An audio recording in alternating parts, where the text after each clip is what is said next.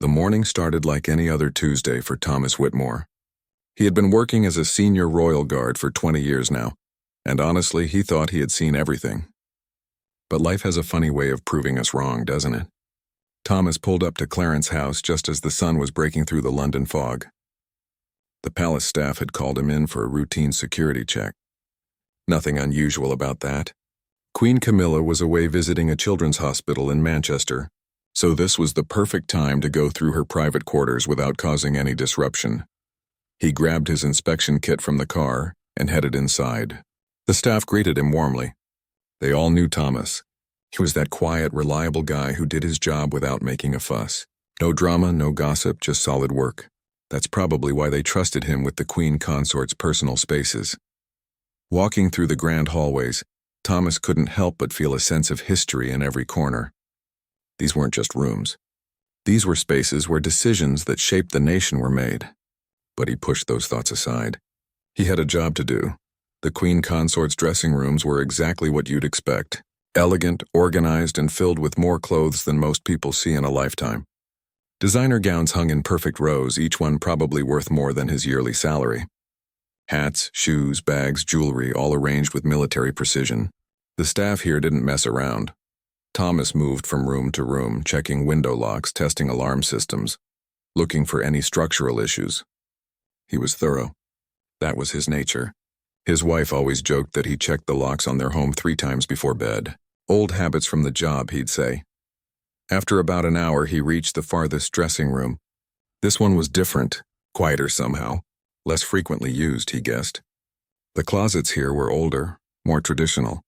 Beautiful antique wardrobes that probably had their own stories to tell. One particular wardrobe caught his attention. It was pushed slightly into a corner, almost like someone wanted it to blend into the background. The wood was dark and heavy, carved with intricate patterns. Royal crest flowers, the kind of craftsmanship you don't see anymore. Thomas opened the main doors. More formal wear inside. Evening gowns, ceremonial attire, things that only came out for special occasions. He ran his gloved hand along the back panel, checking for any gaps or weakness in the structure. That's when he felt it. The wood felt different under his fingers. Hollow, not solid like the rest. His training kicked in immediately. Hollow spaces in secure buildings meant potential hiding spots. Could be nothing. Could be something. He had to check. He pressed gently along the edges of the back panel, feeling for any mechanism. Royal buildings were full of secret passages and hidden compartments. Most were documented, but every now and then someone found one that had been forgotten. Then he heard it. A soft click, the kind of sound that makes your heart skip a beat. The panel moved, just slightly at first, then it swung inward, revealing a space about 2 feet deep. Thomas's pulse quickened. This wasn't on any blueprint he'd ever seen, and he'd studied them all. He pulled out his flashlight and shined it into the darkness. At first he wasn't sure what he was looking at. There was something hanging there. A garment, covered in what looked like professional archival material, the kind used to preserve important historical items. Through the transparent covering, Thomas could see fabric. But not just any fabric. Even in the dim light, he could see the shimmer of gold thread. The glint of what looked like precious stones. The rich, deep color of royal purple. His mind raced. This was no ordinary piece of clothing that someone had simply forgotten about. This was something important. Something that had been deliberately hidden, protected. Thomas had been trained for situations like this. Don't touch more than necessary. Don't disturb the scene. Report immediately. He reached for his radio with a hand that was steadier than he felt. Control, this is Whitmore. I need the security supervisor at Clarence's house immediately. I've found something in the Queen Consort's quarters. Well, I think you need to see this yourself. The voice on the other end asked if there was a threat. Thomas paused. No threat. But this is definitely above my pay grade. You're going to want to bring the royal curator, too. As he waited, Thomas stood guard by the open compartment, his mind spinning with questions. How long had this been here? Who put it here? And most importantly, why was it hidden in the first place? He'd been doing this job for 2 decades. He'd found forgotten bottles of wine, old letters, even once a stack of love poems written by a minor royal from the 1800s. But something told him this was different. This was bigger. The way the garment was preserved, the care that had been taken, the secrecy of the hiding place, all of it pointed to something significant. Something that someone powerful had wanted, both protected and concealed. Thomas heard footsteps approaching quickly down the hallway. His supervisor was here, and based on the multiple sets of footsteps he'd brought backup. Whatever this was, Thomas knew his quiet Tuesday morning had just become a day he'd remember for the rest of his life. He took one more look at the shimmering fabric in the hidden compartment and wondered what secrets it held. The door opened, and several serious faces appeared. Thomas stepped aside, gesturing to the open wardrobe. "You're going to want to see this," he said simply, and with those words, a 70-year-old secret was about to come into the light. The security supervisor, Richard Peterson, stood frozen in the doorway. He'd worked at royal residences for 15 years, and his face had gone pale. That was never a good sign. "Tell me you didn't touch it," Richard said quietly, moving closer to the wardrobe. "Just the panel to open it," Thomas replied. "Nothing else. I know the protocol."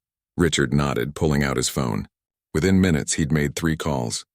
Thomas couldn't hear everything, but he caught phrases like, "Need you here now," and "No. This can't wait." The urgency in Richard's voice made Thomas's stomach tighten. They stood there in silence, guarding the discovery. Neither man spoke much. What was there to say? They both knew they'd stumbled onto something that went way beyond a routine security check.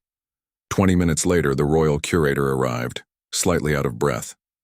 Helen Morrison was a woman in her 60s who had dedicated her entire life to preserving royal history. She'd written books, given lectures worldwide, and could tell you the origin story of practically every item in the royal collection. She took one look at the hidden compartment and her hand flew to her mouth. "Oh my God," she whispered. "How long has this been here?" "We were hoping you could tell us," Richard said. Helen approached slowly, like she was walking toward something sacred. Thomas watched as she carefully examined the archival covering without removing it. Her fingers traced the air above the material, never quite touching. "We need to document everything before we move it," she said, her voice shaking slightly. "Take photos from every angle." And someone called the head of the royal collection. This is beyond my authority." Richard made another call while Helen continued her examination. She pulled out a small magnifying glass from her bag and leaned in closer. Through the protective covering, Thomas could now see more details. The fabric seemed to glow with an inner richness. The gold embroidery formed patterns that looked familiar, though he couldn't quite place them. "The stitching," Helen murmured, more to herself than anyone else. "The specific pattern of the ermines, the weight of the velvet." "This can't be what?" Thomas asked. Helen stood up straight and looked at both men. "I need to remove the covering, but I need witnesses, and I need gloves, and honestly, I need to sit down for a second because I think I know what this is, and it's impossible." Richard brought her a chair. She sat, took a deep breath, and looked up at the hidden compartment again. "In my entire career," she began, "I've studied thousands of royal garments. I know the collection inside and out. And unless I'm very wrong, what's hanging in that hidden space matches every documented detail of Queen Elizabeth II's Coronation Robe from 1953. Thomas felt his eyebrows shoot up. "But isn't that robe in the Tower of London? I've seen it myself on a tour." "Exactly," Helen said, and the word hung in the air like a question. With shaking hands and proper archival gloves, Helen carefully began removing the protective covering. She worked slowly, methodically, speaking each step aloud so Richard could document everything on video. As the covering came away, the room seemed to fill with light. The robe was breathtaking. Deep purple velvet that seemed to absorb and reflect light at the same time. Gold embroidery so intricate it must have taken months to complete. Precious stones sewn into the fabric, each one placed with purpose and meaning. But what made Helen gasp was something else entirely. She pointed to a spot near the hem. "There," she said. "Do you see that slight discoloration? That small area where the fabric looks different?" Thomas leaned in. There was indeed a faint mark, barely visible unless you knew to look for it. "That's water damage," Helen continued, her voice barely above a whisper. "Old water damage. And there's something else." She pointed to a small area where the stitching looked slightly different. "That's a repair. A very old, very careful repair." "I don't understand," Richard said. "What does that mean?" Helen stood up and walked to the window, looking out over the gardens. When she spoke, her words came slowly, like she was working through a puzzle. The coronation robe in the Tower of London is perfect, absolutely pristine. No watermarks, no repairs. It looks exactly as it did the day it was made. She turned back to face them. This robe has been worn, used, lived in. The implications hit Thomas like a wave. "You're saying—" "I'm saying," Helen interrupted, "that we might be looking at the actual robe Queen Elizabeth II wore during her coronation. The real one. Which means the one on display has been—" She paused, searching for the right word. "Something else." Richard immediately pulled out his phone. "I need to call the tower right now." While Richard made frantic calls, Helen continued her examination. She measured, she photographed, she made notes in a small leather journal. Thomas watched her work, fascinated by her attention to detail. "Every royal garment has identifying marks," Helen explained as she worked. "Tiny labels, specific stitching patterns, sometimes even numbers or symbols that only experts know about. This robe has all of them, and they all match the historical records for the 1953 coronation." Richard returned, his face even paler than before. "The tower confirms their robe is still in the display case. They're sending their curator over immediately. We have a situation." "That's putting it mildly," Helen muttered. For the next hour, the room filled with people, more security, palace officials, another curator from the tower who brought historical documents and photographs. Everyone spoke in hushed tones like they were in a church. The two curators examined the robe together, comparing it to archival photos from 1953. They pointed out details, debated measurements, discussed fabric weights and embroidery techniques. Thomas had never seen experts so animated and so terrified at the same time. Finally, the curator from the tower, a stern man named Jeffrey, straightened up and addressed the room. "There's no question about it," he announced. "This robe is authentic. Every detail matches. The question isn't whether it's real. The question is why there are two of them and why nobody knew about it." Richard turned to Thomas. "This room is now a secure site. No one in or out without my direct authorization. We need to figure out what's going on before this becomes a public situation." A palace official stepped forward. "We need to inform the king and queen consort immediately, and we need to search the archives. Someone must have documented this. Secrets this big don't just happen by accident." As people began making plans and assigning tasks, Thomas stood back and looked at the robe one more time. In all his years of service, he'd never imagined finding something like this. A piece of history that apparently had been sleeping in the shadows for 70 years. But the biggest question remained unanswered. Why was it hidden here? Why in Queen Camilla's closet specifically? Was it placed there recently? Or had it been moved from hiding spot to hiding spot over the decades? And most importantly, who knew about it? Because someone had gone to great lengths to keep this robe preserved, protected, and secret. That kind of dedication doesn't come from just anyone. As the room buzzed with activity, Thomas realized that finding the robe was just the beginning. Now they had to uncover the truth behind it, and something told him that truth was going to change everything they thought they knew about that coronation day in 1953. The call reached Dr. Margaret Chen while she was having lunch at Windsor Castle. She was the Royal Collection's chief textile historian. And when she heard the words emergency and coronation robe, she dropped her sandwich and ran. Her driver broke several speed limits, getting her to Clarence House. Margaret had been doing this job for 30 years, and nothing, absolutely nothing, had ever warranted this kind of urgency. Her mind raced through possibilities. Damage, theft, forgery? None of it made sense. When she arrived, the room was crowded with serious faces. Helen Morrison, her colleague, met her at the door. "Margaret, you need to see this before I explain anything. Just look first." Margaret was led to the wardrobe, where the robe now hung on a special conservation stand. The moment she saw it, her legs went weak. She knew this robe. She'd studied photographs of it for decades. She'd written papers about it.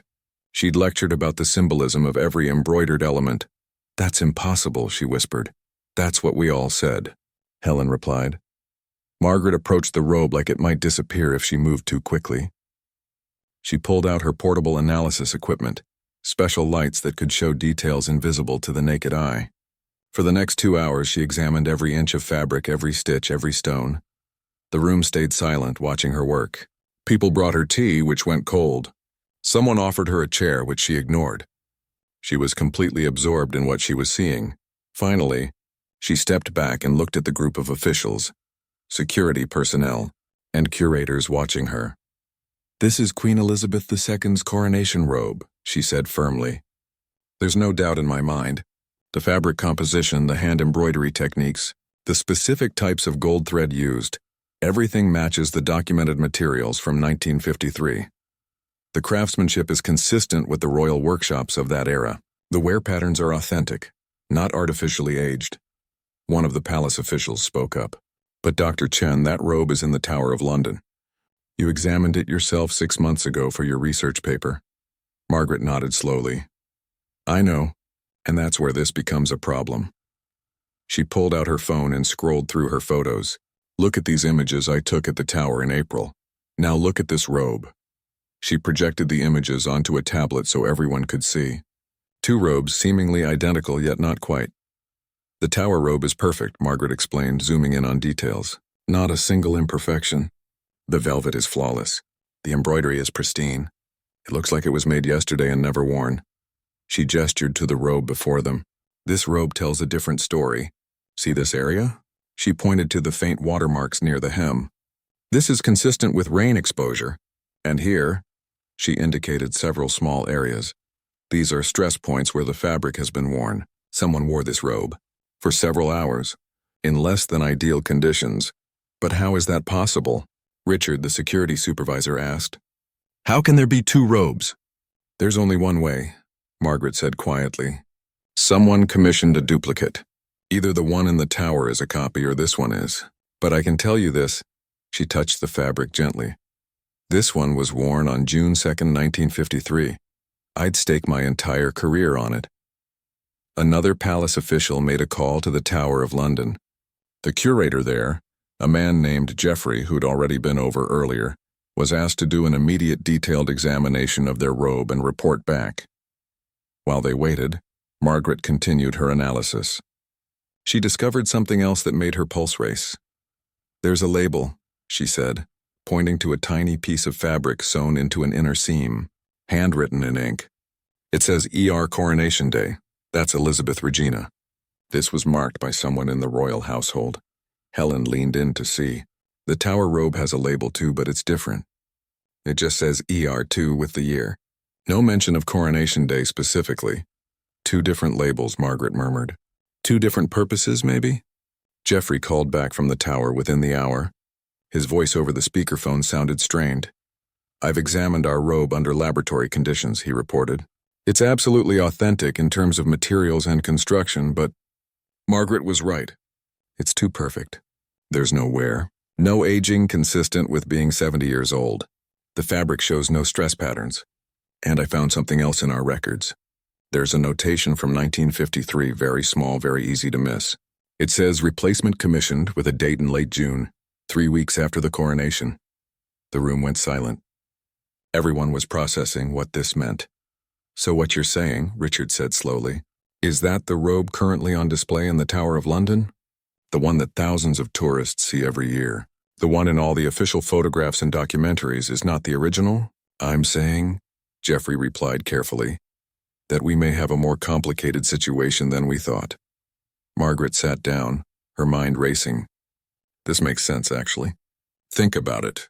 The 1953 coronation was held on one of the rainiest days of the year. There were weather issues throughout the ceremony.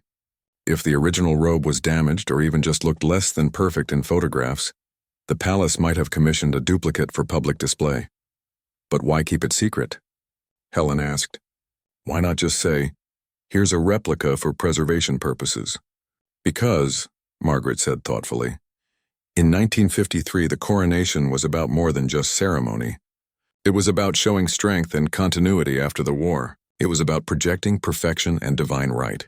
A damaged robe, even slightly damaged, might have seemed like a bad omen, like the monarchy itself was flawed." One of the senior palace officials, a woman named Patricia who'd been quiet until now, spoke up. "So someone made the decision to swap them, to let the public see perfection while keeping the real imperfect robe hidden away." "That's my theory," Margaret confirmed, "and it worked. For 70 years no one questioned it. Until now," Richard added. Patricia stood and addressed the room. "We need to find documentation. Someone authorized this swap. Someone paid for the duplicate. Someone moved the original robe from wherever it was initially kept to this location. There has to be a paper trail. Teams were immediately dispatched to the Royal Archives. They were looking for anything from 1953, related to coronation garments, fabric procurement, payment records, anything that might explain the duplicate. Meanwhile, Margaret returned to examining both robes through photographs and detailed notes. She created comparison charts, measured and photographed every difference, every similarity. The duplicate is a masterpiece, she admitted. Whoever made it had access to the original, studied every detail, used the same materials. It's museum-quality work, but they made one crucial mistake. What's that? Helen asked. They made it too perfect, Margaret replied. Real garments that are worn, even just once, show tiny signs of use. A thread pulled here, a slight stretch in the fabric there. Natural oils from skin contact. The Tower robe has none of that. It's a perfect artifact. This one, she gestured to the robe before them, is a living piece of history. As evening approached, the room had become a command center. Phones rang constantly. People came and went with documents and reports. But one question kept coming up over and over. Why is it here? Thomas finally asked. Why in Queen Camilla's closet specifically? The late Queen passed away in 2022. This robe could have been in dozens of places over 70 years. Why did it end up here in this exact spot? Everyone stopped and looked at each other. In all the excitement of authentication and investigation, they'd almost forgotten the most important question. Because, Patricia said slowly, someone put it here deliberately. Someone wanted Queen Camilla to find it, or someone wanted it found while she was queen consort. But who? Richard asked. Who would have the authority to hide something like this in the queen consort's personal quarters? Margaret looked at the robe, then at the hidden compartment where it had been stored. Only someone with the highest level of access. Someone who could move freely through royal residences without question. Someone who... She paused, a thought forming. Someone who wanted to tell a story. We need to search every room in this residence, Patricia declared. If there's one hidden compartment, there might be others. And there might be more than just a robe. There might be a letter, a note, some kind of explanation. As teams prepared to conduct a thorough search, Margaret stood alone with the robe for a moment. She touched it gently, feeling the weight of history in the fabric. Somewhere in this mystery was a message. Someone had preserved this robe, protected it, and ultimately placed it where it would eventually be found. That person had a reason, a purpose. And Margaret had a feeling that when they finally uncovered the truth, it was going to reveal something profound about duty, sacrifice, and what it really meant to wear the crown. The Royal Archives at Windsor Castle became a hive of activity. A dozen researchers worked through the night, pulling files from 1953, searching for any mention of coronation robes, fabric orders, or unusual expenses. Among them was a young archivist named Sophie Walsh. She was only 26 and had been working in the archives for just 3 years. While her more senior colleagues focused on official documents and financial records, Sophie had a different approach. She liked looking at the personal papers, the items that showed the human side of royal life. Around 2 in the morning, exhausted and running on her 4th cup of coffee, Sophie found herself in a section of the archives she'd never explored before. These were private papers from Queen Elizabeth II's later years, items that had been sealed after her death in 2022 and were only recently being processed. There were boxes of correspondence, personal notes, and what looked like journal entries. Most were routine, notes about meetings, thoughts about family events. But then Sophie found something that made her hands shake. It was a cream-colored envelope, sealed with red wax that bore Queen Elizabeth's personal cipher. The date written on the outside was April 2022, just 5 months before the Queen passed away. Sophie's heart pounded. Should she open this? It was clearly marked private. But then again, she was here to search for anything relevant to the Coronation Robe mystery, and something about this envelope felt important. She carefully photographed the sealed envelope, documenting its condition. Then, with proper archival gloves and tools, she gently opened it. Inside was a single sheet of paper, covered in handwriting that Sophie immediately recognized from thousands of other documents. This was Queen Elizabeth II's own writing, distinctive and unmistakable. Sophie read the first line and immediately called her supervisor. I found something, she said, her voice shaking. "You need to come here right now." Within 20 minutes, the head archivist, Patricia from the palace, and several others crowded into the small archive room. Sophie handed over the letter and Patricia began to read aloud. "For Camilla," the letter began. The room went completely silent. Patricia continued reading, her voice steady despite the weight of what she was sharing. "When she becomes queen consort, she should know the truth about continuity and sacrifice. The robe in her wardrobe is the one I actually wore. What hangs in the tower was created later, for history to preserve." Margaret Chen, who'd been called in from Clarence House, closed her eyes. She'd been right. The theory was confirmed by the queen herself.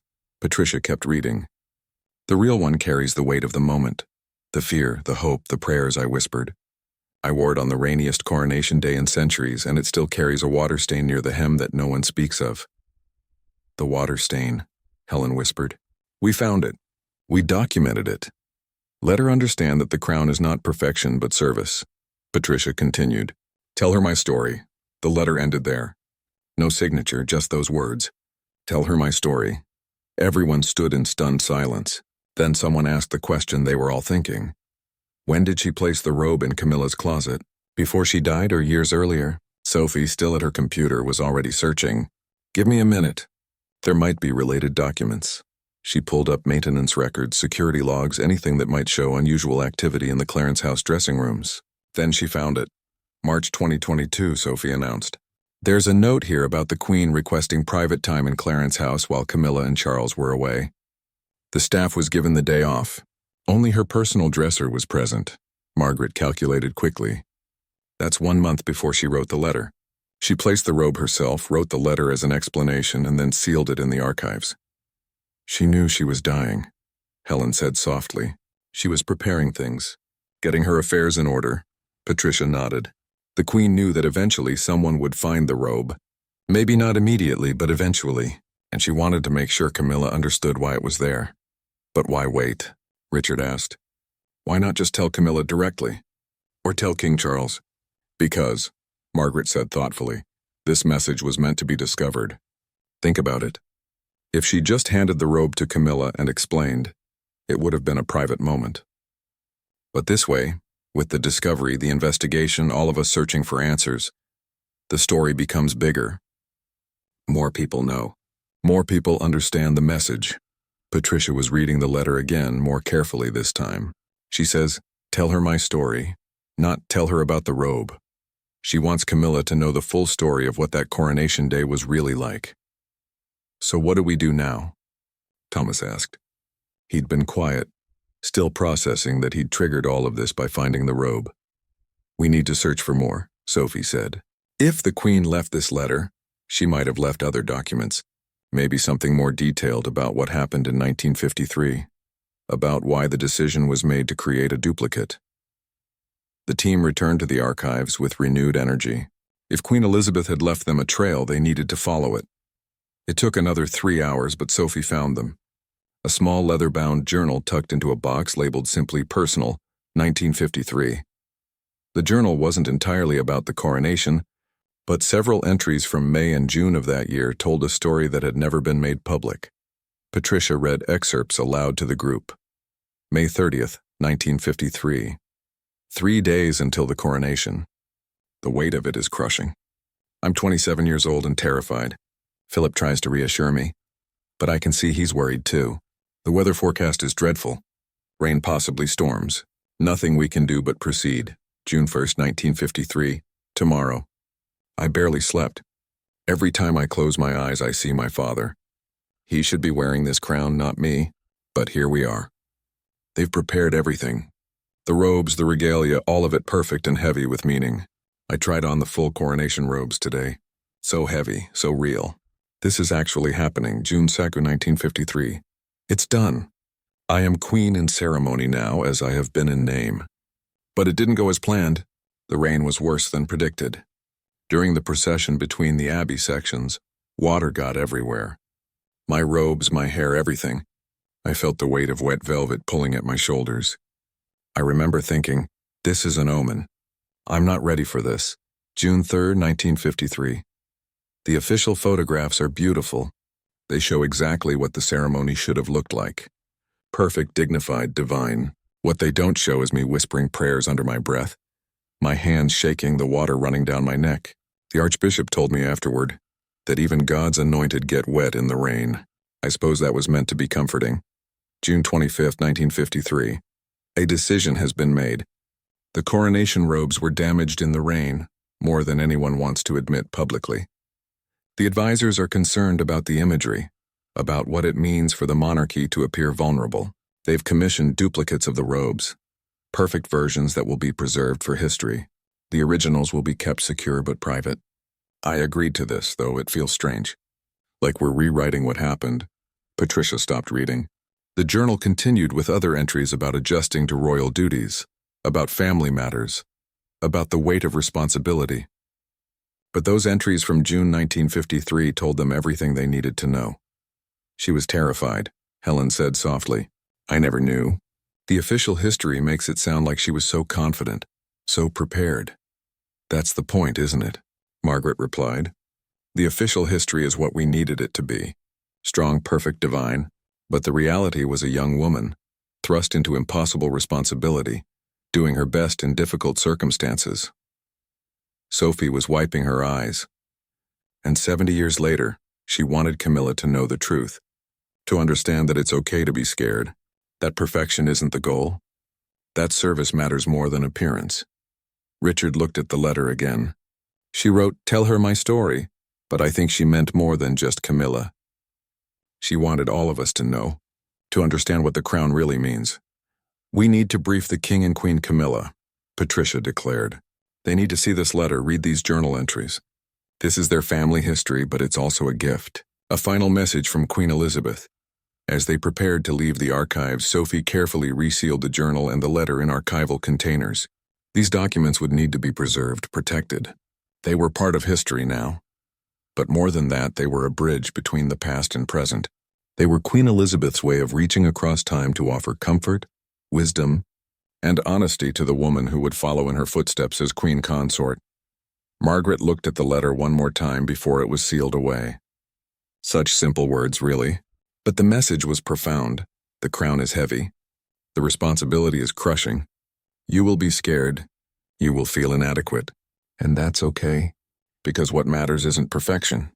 What matters is showing up, doing the work, serving with honesty and dedication. That was the story Queen Elizabeth wanted told. Not the perfect version in the history books, but the real one.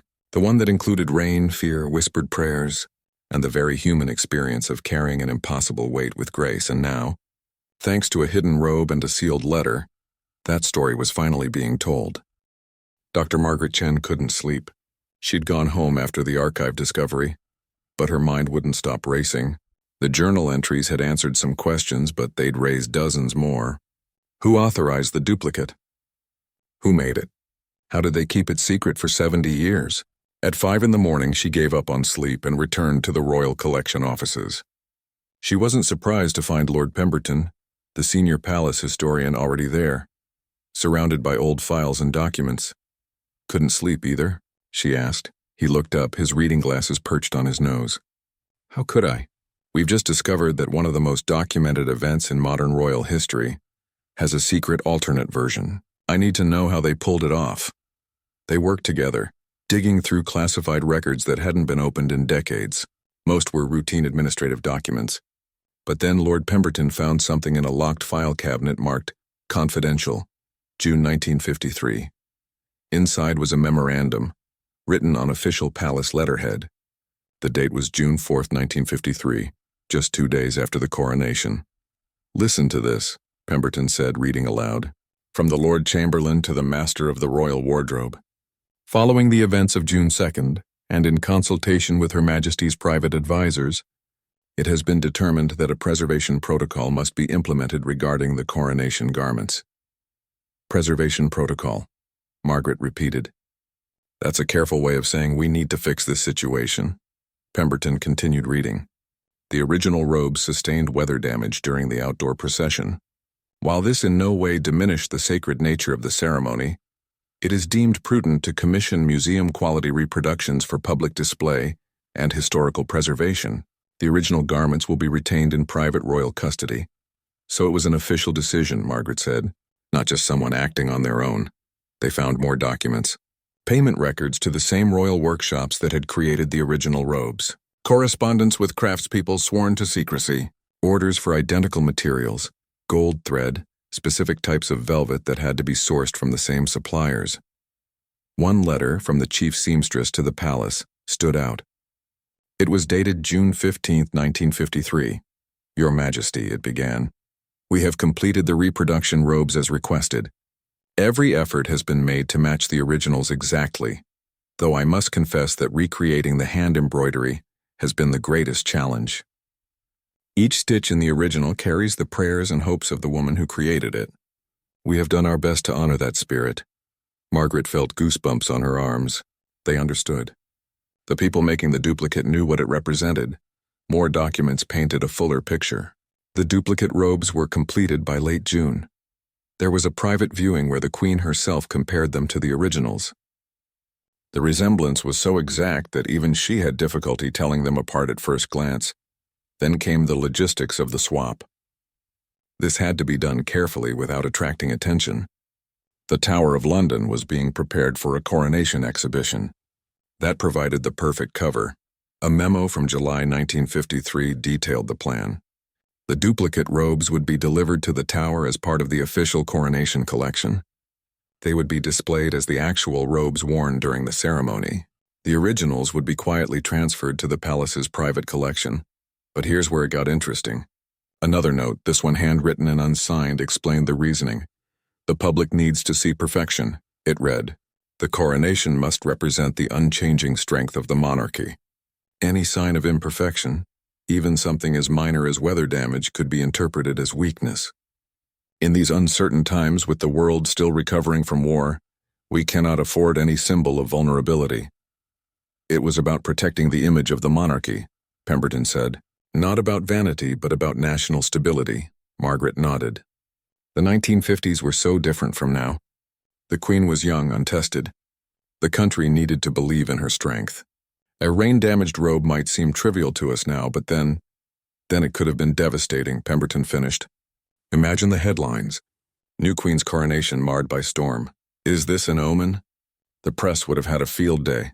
They found testimony from the few people who knew about the swap. The Queen's personal dresser had written a private account, sealed until after her death. In it, she described the Queen's reaction to the decision. Her Majesty was reluctant at first, the dresser wrote. She felt it was dishonest. But her advisors explained that it wasn't about deception. It was about preservation. The duplicate wasn't fake. It was a perfect representation of what the robe should have been without the weather's interference. Eventually, she agreed, but she insisted on one condition. The original robes must be preserved with equal care. They were part of her story and she wanted them protected.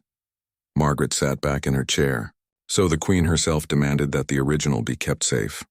She understood that both versions had value. The duplicate for public history, the original for personal truth. But how did they maintain the secret? Pemberton wondered. 70 years is a long time. People talk. Secrets get out. They found the answer in a series of non-disclosure agreements. Every person involved in creating the duplicate, transporting the robes, or managing the swap signed legal documents promising absolute secrecy. The penalties for breaking that silence were severe: criminal charges, financial ruin, permanent banishment from any royal service. They didn't just ask people to keep quiet, Margaret observed. They made sure they legally couldn't speak. Only a handful of people ever knew the full truth.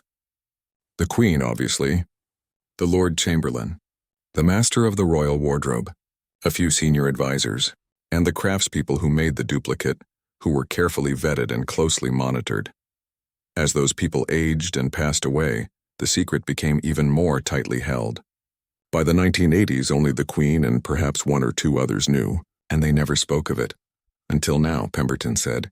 Until the Queen decided it was time for the truth to come out. They found one more document, this one from 2015. It was a note in the Queen's handwriting, attached to an inventory of her private collection. The coronation robes must be preserved, she wrote. They represent a moment of truth, of human vulnerability in the face of divine calling. When the time is right, When the monarchy has evolved enough to embrace honesty over perfection, these robes should be revealed. Future generations need to understand that strength comes not from appearing perfect, but from serving faithfully despite imperfections. She was planning this for years, Margaret realized.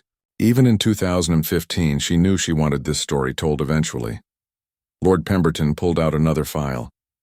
And here's how she did it. Look at these records from March 2022. The Queen requested access to Clarence House. She specifically asked for the wardrobe in the far dressing room to be modified.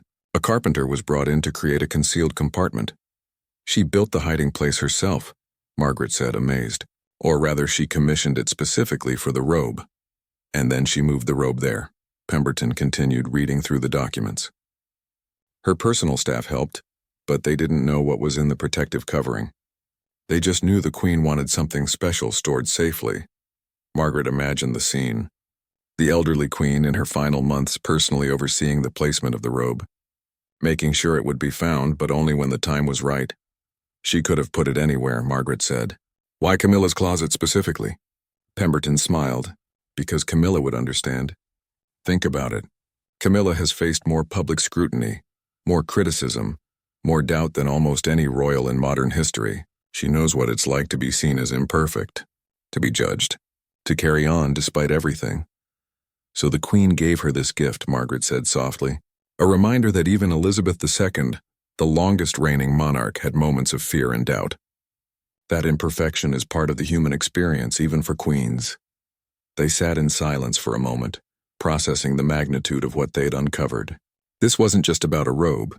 It was about legacy, about truth, about the evolution of the monarchy from an institution of divine perfection to something more human and relatable. We need to document all of this, Pemberton finally said. Every file, every memo, every payment record.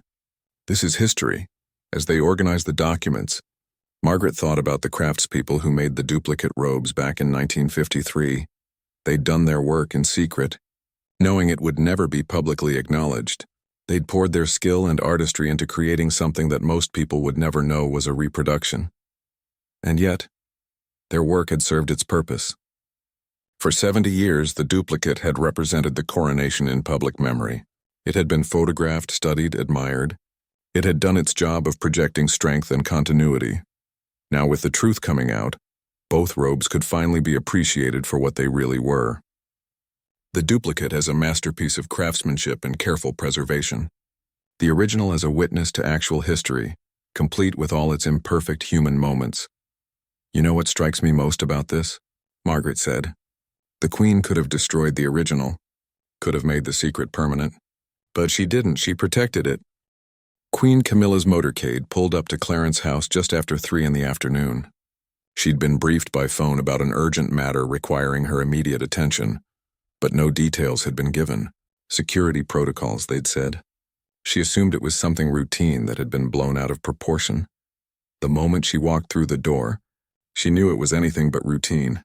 Patricia, the senior palace official, met her in the entrance hall. Behind her stood a small group of serious faces. Security personnel, historians, curators. They all looked like they'd been up for days. Your Majesty, Patricia began, we need to speak with you privately. Something has been discovered in your dressing rooms. Something significant. Camilla followed them upstairs, her mind racing through possibilities. In the months since becoming Queen Consort, she'd learned that something significant in palace language could mean almost anything. They led her to the far dressing room, the one she rarely used. The antique wardrobe stood open, and inside, on a conservation stand, hung a robe that took her breath away. Even without explanation, she knew what she was looking at. The deep purple velvet, the gold embroidery, the weight of history visible in every fold. This was coronation attire. But whose? And why was it here? Patricia handed her a folder. Before we explain, Your Majesty, we'd like you to read this. It was found sealed in the royal archives. It's addressed to you. Camilla opened the folder with shaking hands. The moment she saw the handwriting, her eyes filled with tears. She'd recognized Queen Elizabeth's distinctive script anywhere. She'd received cards and notes in that handwriting for years. She read the letter slowly, then read it again. The room stayed silent, giving her time to process. The robe in her wardrobe is the one I actually wore. Camilla looked up at the robe, then back at the letter. This is the actual robe from her coronation? The one she wore that day? Yes, Your Majesty. Margaret Chen stepped forward. We've authenticated it thoroughly. This is the original. The one currently in the Tower of London is a duplicate created shortly after the coronation. Camilla walked closer to the robe, reaching out but not quite touching it. Why was it hidden? Why did no one know? They explained everything. The rain, the damage, the decision to create a perfect duplicate for public display, the 70-year secret, and finally, Queen Elizabeth's decision in her final months to place the robe here in this exact spot, with the letter as explanation. Camilla listened to it all, her hand over her mouth. When they finished, she was crying openly. She wanted me to know, Camilla said softly. She wanted me to understand that even she had moments of doubt, of fear. The letter says it clearly, Patricia replied. She wanted you to know that perfection isn't the goal. Service is. Camilla read the letter a third time, her finger tracing over the words. Let her understand that the crown is not perfection but service. She knew. She knew how hard this would be for me. Everyone in the room understood what she meant. Camilla's journey to becoming queen consort had been far from easy. Years of public criticism, of being compared unfavorably to others, of having her every move scrutinized and judged. Even now, with the official title, there were those who questioned whether she belonged in this role. Thomas Whitmore is outside, Patricia said gently. He's the royal guard who discovered the compartment. Would you like to speak with him? Please, Camilla said. Thomas entered, clearly nervous about being in the queen consort's presence. He gave a formal bow. Your Majesty. Please sit, Camilla said, gesturing to a chair. I want to hear exactly how you found this. Every detail. Thomas recounted the story of his routine inspection, the hollow sound in the back panel, the click that revealed the hidden space. As he spoke, Camilla watched him carefully. You must have been shocked, she said. Yes, ma'am. But I followed protocol. I didn't disturb anything more than necessary. You did exactly right, Camilla told him. Queen Elizabeth chose this location carefully. I think she knew that eventually. During a routine check like yours, someone would find it. She wanted it found, but not too quickly. Not until I'd had time to settle into this role.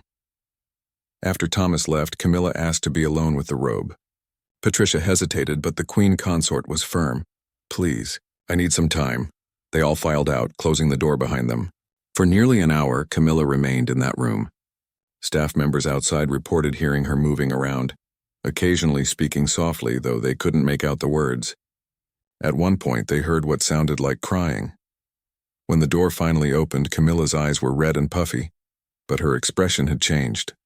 There was something different in the way she stood, the way she held herself. She looked stronger somehow, more resolved.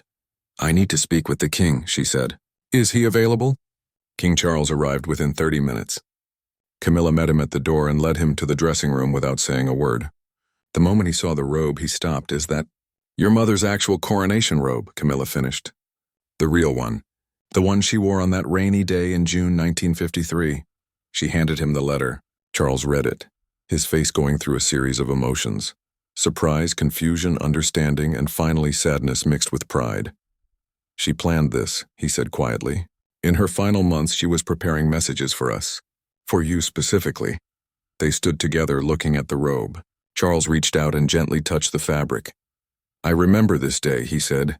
I was only 4 years old, but I remember the rain. I remember how heavy everything seemed. I didn't understand what was happening, but I knew it was important. I knew my mother was scared. She wrote about that fear, Camilla said, showing him excerpts from the journal entries. She was terrified, Charles. And yet she went through with it. She carried that weight for 70 years. Charles read through the documents, the memos, the records of the secret swap. His face was thoughtful, processing not just the historical facts, but what they meant for his family, for his mother's legacy. She was so young, he said finally. 27. Younger than William is now. And the world expected her to be perfect, to be strong, to never show weakness. And she was all those things, Camilla added. But she was also human. That's what she wanted me to understand. That's the gift she left. They examined the water stain near the hem, the small repairs, the signs of actual wear.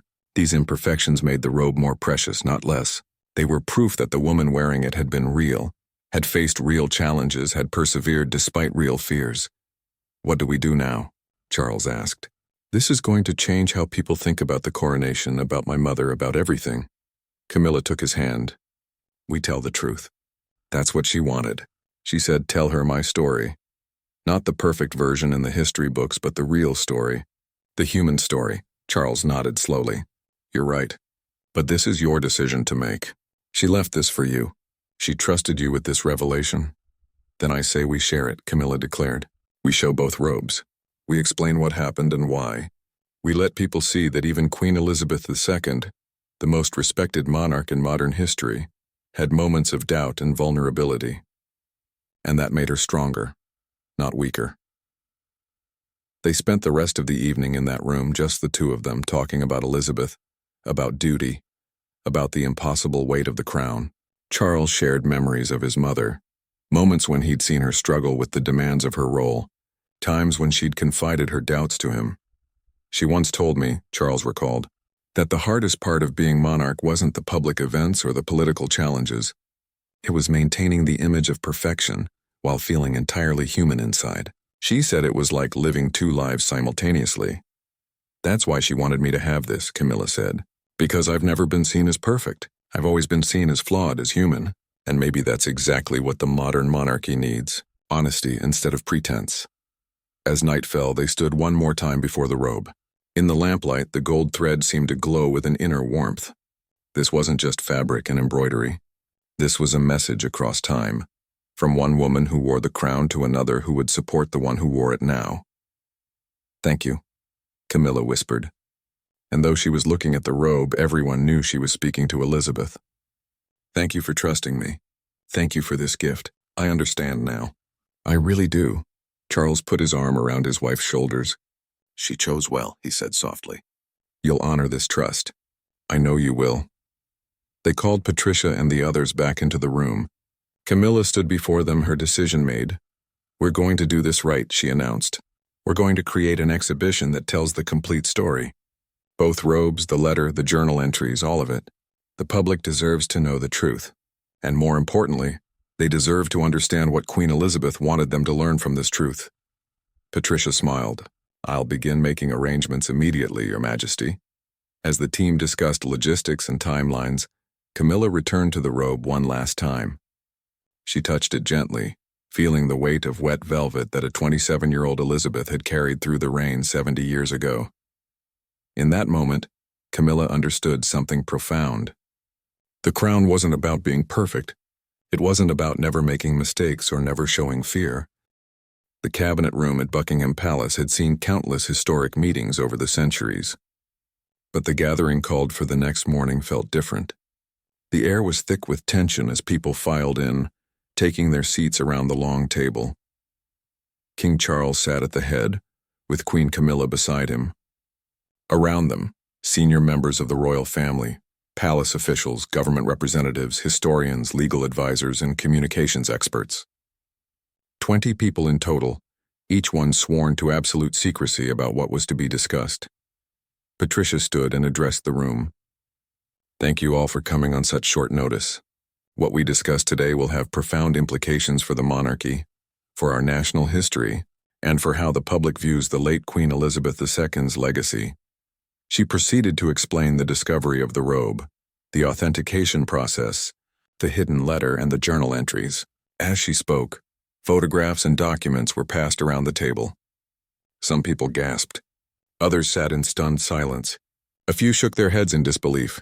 When Patricia finished, the room erupted into questions. How do we know this isn't some elaborate hoax? Asked Lord Ashford, a senior advisor. The authentication is ironclad, Margaret Chen responded. Every test confirms it. Plus, we have the late Queen's own letter and journal entries. There's no question about authenticity. But the implications, another official spoke up. If we reveal this, we're essentially admitting that the monarchy has been displaying a fake robe for 70 years. How does that look? Not a fake, Lord Pemberton corrected. A duplicate, created with the same materials by the same craftspeople, with official authorization. There's a difference. The public won't see a difference, someone else argued. They'll see deception. They'll ask what else we've been lying about. The debate quickly became heated. Some argued for continued secrecy, maintaining that there was no benefit to revealing a 7-decade-old administrative decision. Others insisted that in the modern age of transparency, keeping such a secret would be far more damaging if it eventually leaked. And it will leak, one communications expert warned. Too many people know now. Someone will talk. If not today, then eventually. Better to control the narrative ourselves than have it exposed by someone else. Think about the headlines, Lord Ashford said grimly. Royal family caught in 70-year deception. Was the coronation a lie? The press will have a field day. A younger advisor who'd been quiet until now spoke up. Or maybe the headlines will be different. Queen Elizabeth's final gift of honesty. The human side of the crown. It all depends on how we frame it. You can't control how the media frames anything, Ashford shot back. The argument went in circles. Reveal or conceal. Transparency or tradition. Modern values versus historical precedent. Every point made was immediately countered with another perspective. Through it all, King Charles sat quietly, listening. Camilla beside him was equally silent, taking it all in.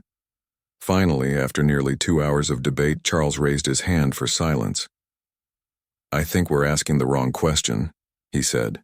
We're so focused on how this looks, on managing public perception, that we're forgetting what my mother actually wanted.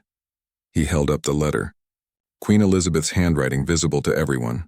She wrote, "Tell her my story. Not hide my story, not manage my story. Tell it." She wanted the truth shared. She had 70 years to destroy that robe, to bury this secret forever. She didn't. Instead, in her final months, she carefully arranged for it to be found. She wrote a letter explaining why. She wanted this revealed.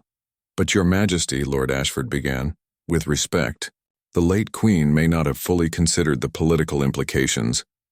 My mother considered everything, Charles interrupted firmly. She spent 70 years considering every decision from every angle. If she wanted this story told, it's because she believed it was the right thing to do. And I'm not going to second-guess her final wishes because we're afraid of negative press. Camilla then spoke for the first time. Her voice was calm but carried weight. May I say something? The room turned to her. She stood holding the letter. I've been queen consort for less than a year. In that time, I've felt the weight of public expectation every single day. The need to be perfect, to never make mistakes, to live up to an impossible standard. And I failed at that because I'm human. She looked around the table, meeting people's eyes. The late Queen gave me this truth not to burden me, but to free me. She wanted me to know that even she, the most respected monarch in modern history, had moments of fear and imperfection. She got caught in the rain on the most important day of her life. Her robes got wet. She was terrified. She felt inadequate, and yet she persevered. Camilla placed the letter on the table.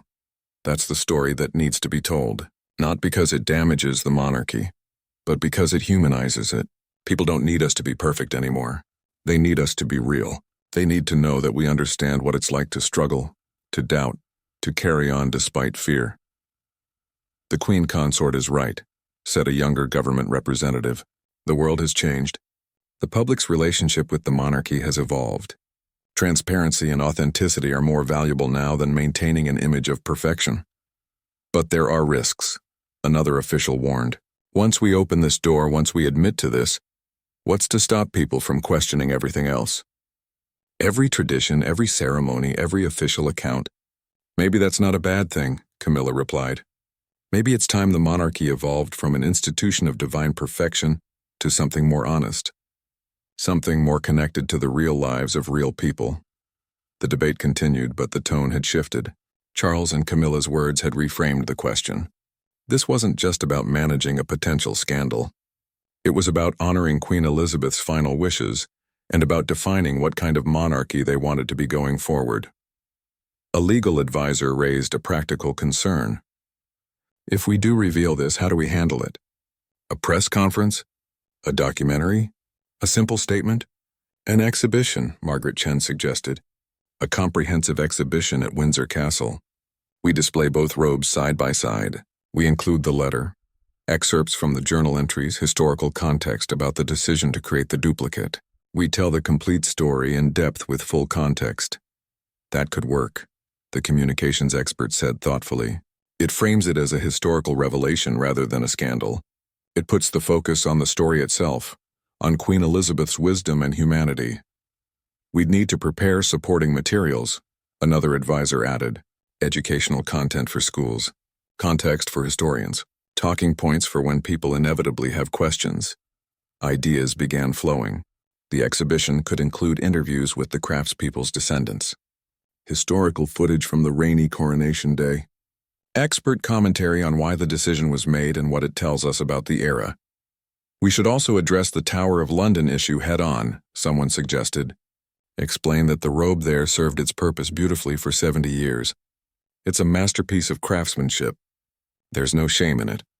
Both robes are authentic, Lord Pemberton said. One is authentic to the moment. The other is authentic to the ideal. Both have value. Both tell important parts of the story.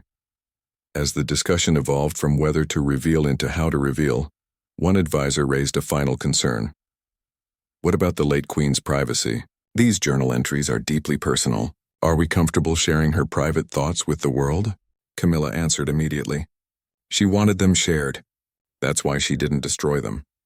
That's why she left clear instructions through her letter. She understood that sharing her vulnerability would help others. That was always her way, putting service above personal comfort. Charles nodded.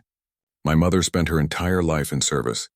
Even her final act leaving this message was about serving others, about teaching the next generation, about helping future Queen's consort understand what they're facing. We honor her by respecting that intention. After 4 hours of intense discussion, they took a vote. The decision needed to be unanimous given its significance. One by one, people voiced their positions. Some still had reservations, but everyone acknowledged the strength of Charles and Camilla's arguments. Everyone recognized Queen Elizabeth's clear intentions. When the final vote came, it was unanimous. They would reveal the truth. They would create the exhibition. They would tell Queen Elizabeth's real story, with all its human imperfection and strength. We'll need time to prepare, Patricia said, already making notes. The exhibition will require months of work. We need to coordinate with the Tower of London, prepare the spaces at Windsor, train the staff, develop the educational materials. 6 months, Charles decided. That gives us time to do this properly with the dignity and depth it deserves. We'll announce the exhibition in 3 months, giving the public time to anticipate it. The reveal will be an event, but a thoughtful one. As the meeting concluded, people began discussing logistics, but Camilla pulled Charles aside. Thank you, she said quietly, for standing up for this, for honoring your mother's wishes, for trusting me. Charles took her hand. She trusted you. She chose you for this. And you were right about everything you said in there. The monarchy does need to evolve. It needs to be more human, more honest. 6 months later, Windsor Castle buzzed with anticipation. The new exhibition, The Weight of the Crown, Truth and Service, was set to open to the public. Media from around the world had gathered. The build-up had been enormous. The announcement 3 months earlier had created exactly the kind of headlines they'd debated. Some tabloids went with sensational angles. Royal secret exposed after 70 years. But most major publications took a more thoughtful approach. Queen Elizabeth's final lesson in leadership and the human side of the crown. The public reaction had been surprising. Rather than feeling deceived, most people seemed moved by the revelation. Social media filled with discussions about the pressure of public expectations, the gap between image and reality, and the courage it takes to be vulnerable. She was scared, just like us, one popular post read. She wore a crown but felt the rain just like everyone else. That makes her more amazing, not less. Inside the exhibition space, Margaret Chen and her team had worked miracles. The main room featured both robes displayed side by side under perfect lighting. On the left, the original from 1953, with its subtle watermarks and signs of wear. On the right, the duplicate from the Tower, pristine and perfect. Between them, in a climate-controlled case, sat Queen Elizabeth's letter to Camilla. Her handwriting was large enough for visitors to read. The crown is not perfection, but service. The next room contained the journal entries, carefully selected excerpts that told the story of a young woman's fear and determination. Beside them, historical photographs from that rainy Coronation Day showed the reality behind the pageantry. Umbrellas hastily deployed, water on streets, the young queen's serious expression as she faced her destiny. Another section explained the decision to create the duplicate. Documents, memos, and payment records were displayed alongside commentary from historians. The exhibition didn't shy away from the fact that this had been kept secret, but it carefully explained the context. A post-war Britain needing symbols of strength, a young queen trying to project confidence, a monarchy adapting to changing times. One particularly powerful display featured audio recordings. Descendants of the craftspeople who made the duplicate robes had come forward with family stories. Their grandparents and great-grandparents had spoken privately about the honor and burden of creating something so important in secret. My grandmother said it was the most important work of her life, one recording played. She understood why it had to be secret, but she also understood why it mattered. Both robes were real. Both served the Queen. Both were part of history. The exhibition also addressed Thomas Whitmore's discovery. A video interview showed him recounting the moment he found the hidden compartment. He'd been hesitant about the attention at first, but eventually agreed that his story was part of the bigger picture. "I was just doing my job," he said in the video, "but finding that robe changed how I think about service." The Queen kept it hidden but preserved. She knew someday someone would find it. She trusted us to understand what it meant. On opening day, King Charles and Queen Camilla arrived for a private viewing before the public was admitted. They walked slowly through each section, reading every description, studying every display. When they reached the two robes, Camilla stood for a long time in silence. Charles joined her and they held hands, looking at the fabric that had started everything. "She knew," Camilla said softly. "She knew exactly what this would mean, not just for me but for everyone." A palace staff member approached with news. "Your Majesty, there's a rather large crowd gathering outside, much larger than we anticipated. They're waiting for the public opening." Charles and Camilla exchanged glances. They'd expected good attendance, but this sounded different. When they stepped outside to greet the crowd before the official opening, they were stunned. Thousands of people lined up, stretching far beyond what anyone had planned for. People of all ages, from elderly couples to young families with children, all waiting patiently to see the exhibition. "Thank you for coming," Camilla called out, her voice amplified by microphones. "Queen Elizabeth wanted this story shared. She wanted you to know that even queens face doubts and fears, that what matters isn't perfection but perseverance." The crowd erupted in applause. Many were wiping tears from their eyes. An elderly woman near the front called out, "God bless you, Your Majesty. Thank you for being honest with us." As the exhibition opened to the public, the response was overwhelming. People didn't rush through. They lingered at each display, reading every word, studying every photograph. Many stood before the two robes for several minutes, processing what they represented. Visitors left comments in the guest book that surprised even the organizers. "My daughter struggles with anxiety," one person wrote. "She feels she's not good enough. I'm bringing her here to show her that even Queen Elizabeth II felt that way. Thank you for this gift," another read. "I've worked in public service for 30 years, always trying to appear perfect. This exhibition freed me. Service matters more than image." What a lesson. Teachers brought school groups. The students were fascinated, asking questions that showed they understood the deeper meaning. "So the Queen wore the one with the water stains?" a 10-year-old girl asked her teacher. "Yes, she did. And she wasn't embarrassed? She was probably worried about it at the time. But later, she understood that those imperfections made her real, made her human." The girl thought about this. "I think she was brave." The exhibition became more than just a display of historical artifacts. It became a conversation starter about authenticity, about the pressure to be perfect, about the courage to be vulnerable. Mental health organizations praised it for normalizing discussions about fear and doubt. Leadership experts used it as a case study in authentic management. News coverage evolved from simply reporting the facts to exploring deeper themes. Documentaries were made. Books were written. University courses incorporated it into their curriculum about modern monarchy and public perception. The Tower of London updated its own display. The duplicate robe remained there, but now with full context about its history and purpose. Visitors could see both exhibitions and understand the complete story. 6 months after the opening, Queen Camilla visited the exhibition again, this time privately. She wanted to see how it had settled in, how people were responding after the initial excitement faded. She arrived unannounced and watched from a distance as visitors moved through the space.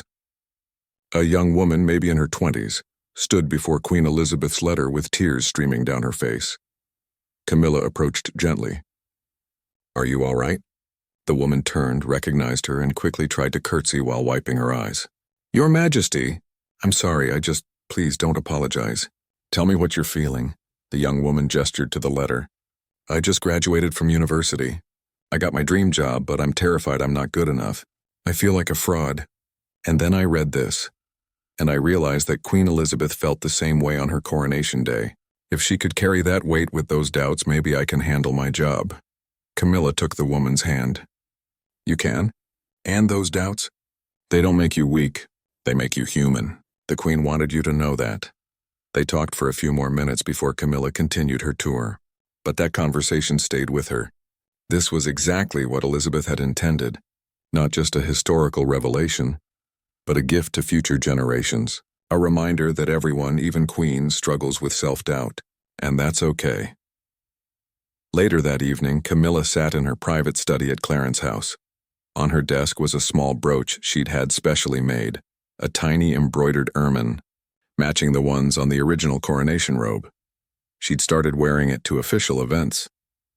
People would ask about it, and she'd explain briefly. "It's a reminder from the late Queen, a reminder that service matters more than perfection." The brooch had become her signature piece. When photographers caught images of it, people would recognize its meaning. It had become a symbol, almost as recognized as the crown itself. Charles entered the study and saw her looking at the brooch. "Still thinking about the exhibition?" "Always," Camilla admitted. "I think about what she gave us. Not just me, but everyone. She could have taken that secret to her grave. Instead, she turned it into a teaching moment. That was her way," Charles said, sitting beside his wife. Everything was about service. Even her vulnerabilities became tools to help others. They sat in comfortable silence, looking out over the gardens. Somewhere in the distance, they could hear the sounds of London continuing its evening rhythm. "I received a letter today," Camilla said, "from a school in Manchester. They've incorporated the exhibition into their curriculum. They're teaching students about authentic leadership using your mother's story." "She'd be pleased," Charles replied. "That's legacy. Not just being remembered, but continuing to teach long after you're gone." The hidden compartment in Camilla's wardrobe had been preserved exactly as Thomas found it. It was now part of guided tours of Clarence's house. Visitors could see the spot where history had been hidden and ultimately revealed. Thomas himself had been quietly commended for his role, though he consistently downplayed his importance. "I just found it," he'd say. "The Queen is the one who made sure it could be found."